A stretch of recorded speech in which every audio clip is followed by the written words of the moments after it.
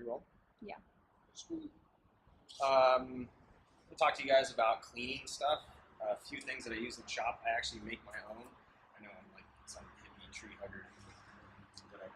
But I make my own stuff, and I use a lot of natural ingredients because I know people have a lot of allergies. So a big thing is when we work on the interior of a car and we just happen to get a grease spot or dirt spot, it happens. I'm a big stickler on keeping it clean. You know, any handprints on fenders and doors, I like to keep it clean. But the inside of the car, you really got to watch what you use, because there's a lot of harsh chemicals out there. Test on a small spot. You know, it may not be okay for leather, or it may not be okay for whatever material in your car, or maybe you have window tinting or something. So you don't want to use a bunch of alcohol in there and scrub with a towel. So you need to test spots. You know, I advise everybody to go and do your own research online. This is some of the stuff I use. You know, for the glass cleaner, I use a little bit of vinegar, water, and just a little bit of alcohol in there, just to dry it up. And then I use the microfiber towels. The interior clean, same thing.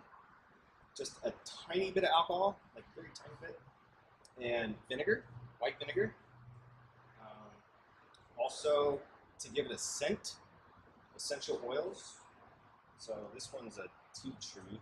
I've used different types of scents and different mixtures I've done. So just maybe a couple of drops in there to give it a better scent, because vinegar smells like shit. To give it a little bit of a shine, baby oil.